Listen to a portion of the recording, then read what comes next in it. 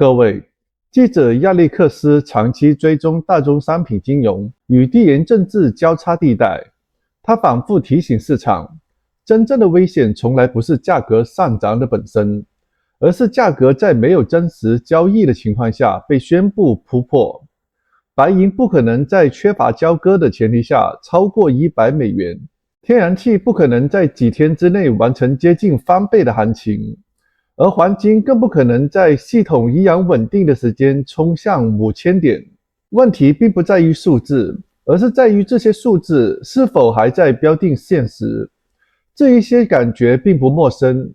2008年之前，信用违约掉期同样被视为聪明的金融工程，而风险被层层打包，评估被反复美化，直到住房市场的底层开始崩塌。而真正压垮系统的并非是富人，而是被诱惑进入杠杆结构的普通人。当纸面承诺失去兑现的能力，恐慌就会从边缘扩散到核心。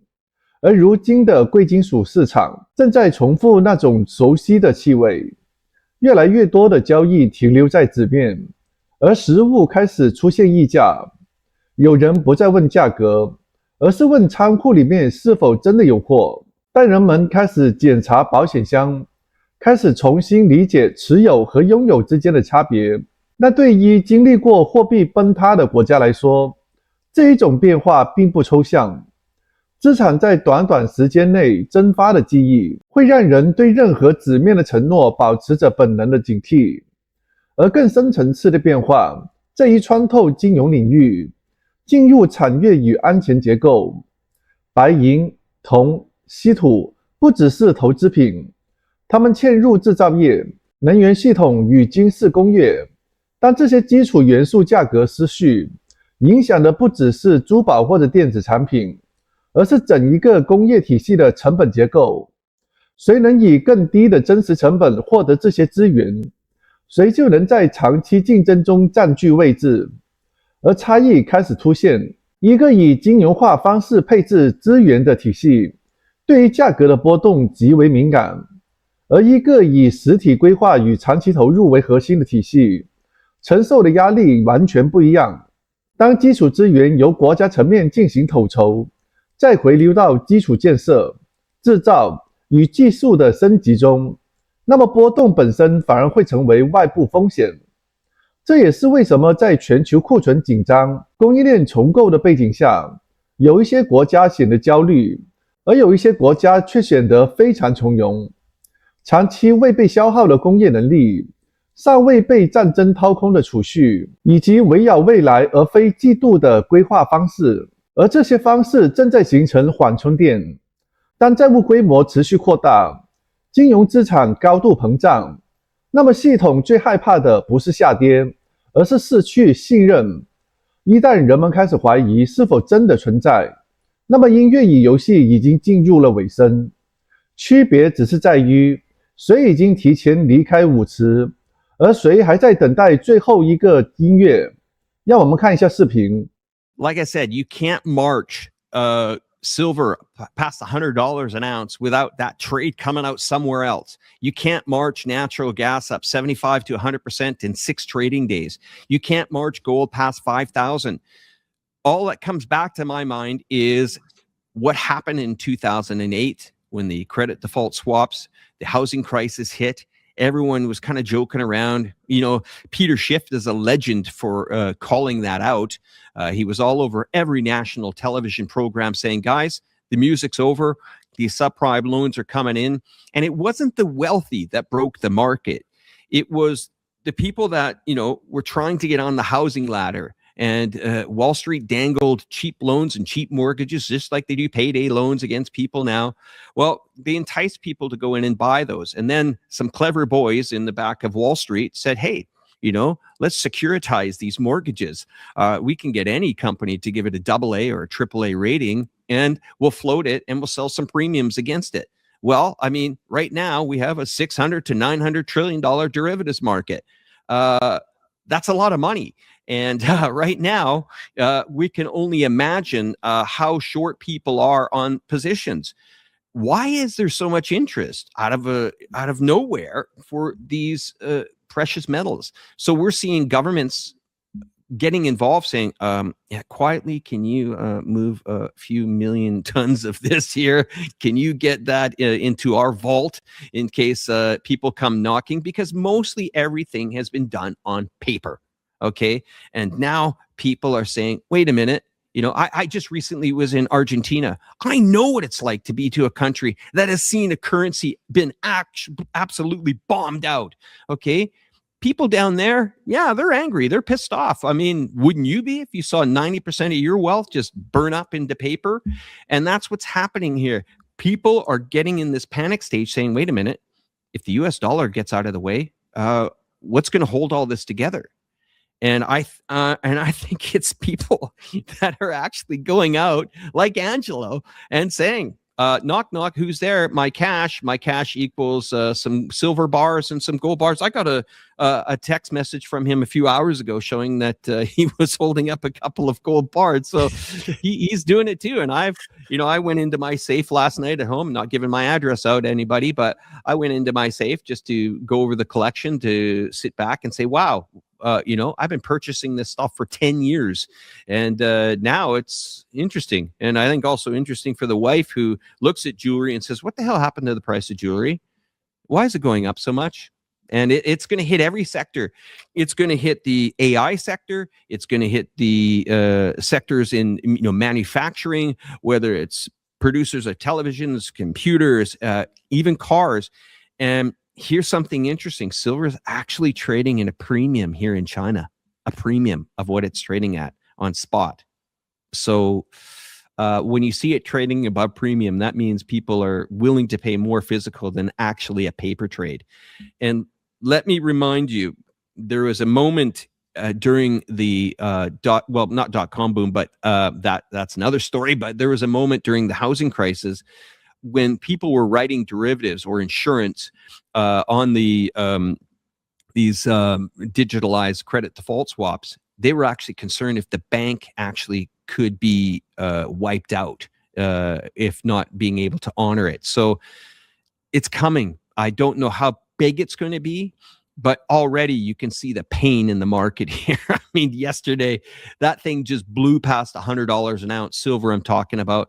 And of course, it's copper. And this is stuff that people that build houses, anybody that's about to build major buildings in the United States or infrastructure or military industrial complex, the United States that tries to catch up to other countries that have invested in their military, just like China did. When I was at the air show last year in the weaponry hall in Zhuhai for the, not annual, it's once every 2 years. China opened their doors and they said, come on in, have a look at the weapons that we got. These boys are ready. They're not going to be suffering this major, price movements in silver. And what we think, if we compare militaries, and this is interesting, that another thing, an interesting element here with silver and gold and copper and all these other things is that what you get for $100 in the US for a military item might be a hammer, and what you get for $100 in China might be actually something that can be used in defense. So if we take this calculation and we start to say, okay, here's a nuclear warhead that costs X in the United States or Y in China, the Russians are also there too, and they understand this. And I got to tell you guys something. Russia is long what the world needs. Everything that is in that country, in the ground, above the ground, flowing in the waters, people need it. And I'm telling you right now, Europe, you shut these people off, bad move. It could bankrupt countries. That's how bad it could get. We have to understand how China works. I mean, this isn't a bunch of wealth that is kept between 10 or 20 people like in the United States, or the Fed kind of goes against the administration in the US. There's battles that are going on. China's banks and China's monetary system works for Chinese people and the Chinese government. You're not going to hear, a leader of this country complaining about who's running the banks or, the financial systems here in China. You don't hear it. Sure, you might hear that, okay, some of the country needs to boost its real estate market, how they can do that. But do you see crumbling infrastructure in a country of 1.4 billion right now that has over 50,000 kilometers of bullet trains that are opening up airports like you wouldn't believe, that are about to celebrate holidays coming up here in February, with the tune of about 500 to 600 million people migrating around the country. This is a country that's well organized, well prepared. Like when they do things here in China, they plan in 5-year denominums, okay? They have 2 sessions, their governments, the MPC and the CPPCC, they get together, they plan for the future. I mean, I lived here during the pandemic, no inflation here, nothing happening here, not one single thing, price of eggs didn't go from, $3 a dozen to $20. Didn't happen. None of that happened. And this is an economy that is huge that, of course, just like every other economy, suffered during that. But they've come out of it, and they've come out of it prepared, and they've come out of it. You got to remember, this is a country that has not been at war for almost 50 years, okay? Can you imagine the military equipment that is stockpiled, that hasn't been used, hasn't been drained through Afghanistan, hasn't been drained through Iraq twice, hasn't been drained through, over the last few years, dumping its stuff to the clown of Kiev, and him burning through all the NATO equipment. The store shelves are empty for NATO. There's nothing left. And America's trying to catch up. And the Chinese are just sitting there going, this is interesting. Yeah, this is really interesting. We got a lot of rare earth here. We got a lot of silver production. Yeah, we got lots of that. We got lots of gold. Oh, you guys want it? Yeah, go to the market and get it, guys. Go to the market and get it. And that's exactly what's happening. And they're just sprinkling a little bit to keep everybody happy. Because when they shut the doors on this, look out. America may be aggressive. And don't get me wrong, I love the United States of America. I was one of those 18-year-old kids that went down to the U.S., stars and bars, loved it, thought American was the greatest thing. The NASA space program. I mean, I cherished it. But something has gone wrong in that country.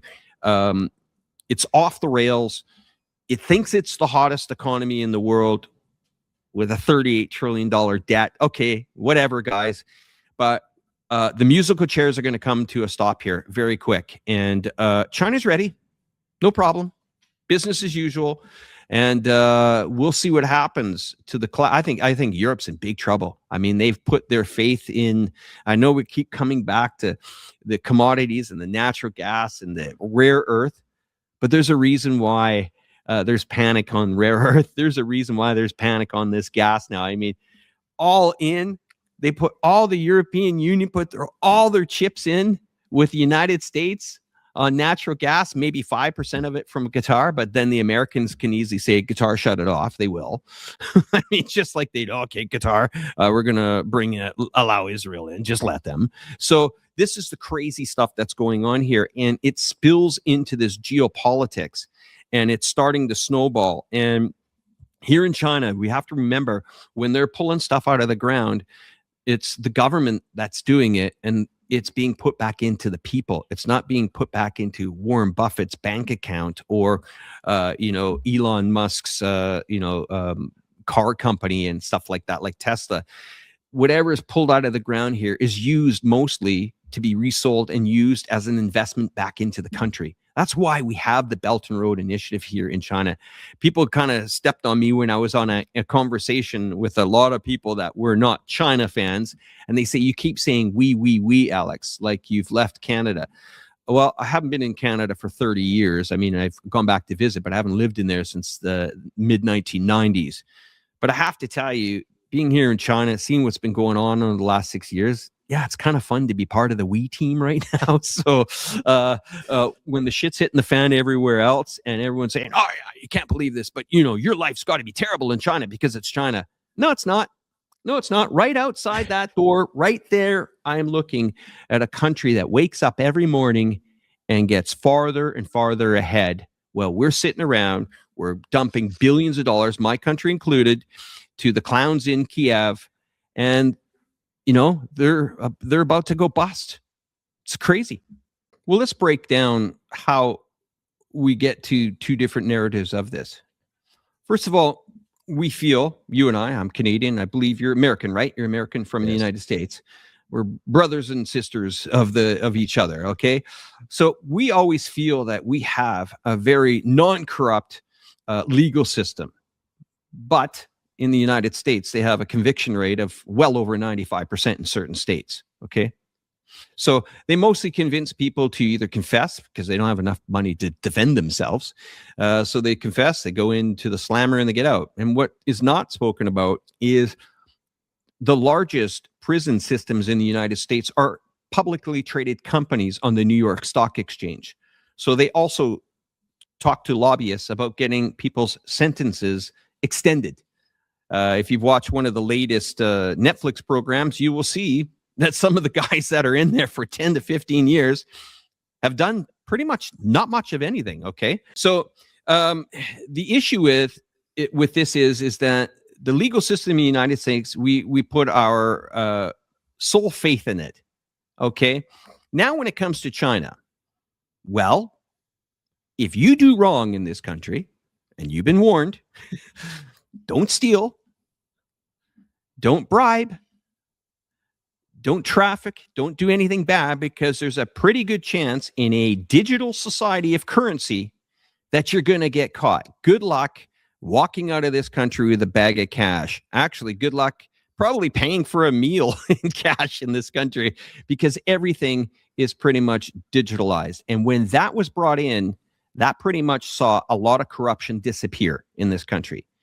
Now, if there's high-level executives in the military doing stuff that they shouldn't be doing, we're not going to hear about it yet in the media, because the media pretty much here in China sits, waits, they don't speculate, they report the facts. Now, whether our brothers and sisters in North America and the collective West want to accept Chinese and the way they deal with criminals, they're entitled to have their opinion. But isn't it kind of good that we have a country that holds people that break the law accountable and does make examples of them? And it's people say, oh, how do these poor guys? I mean, they must be innocent, and how dare they do that? And what a harsh sentence. Yet, just like you said earlier, I don't want to mention the P word on here, but we have people that are running around the United States of America committing massive crimes against young people. I mean, it's a crazy country that I think the only thing it pretty much exports is OnlyFans. So it's very confusing. It's very, like you said, people on the Western media, anytime they hear somebody who's either been executed or life sentence over here, it's how dare, there's no freedom over there. But I'm going to tell you that since Xi came into this role running China here, that has pretty much cleaned up. I used to be in the bad boy city here of Chongqing. It used to be a bad boy city many years ago. Not anymore. And if people do break the law here, they're going to get caught. And that's just the way it is. China deals, with their legal system much different than America.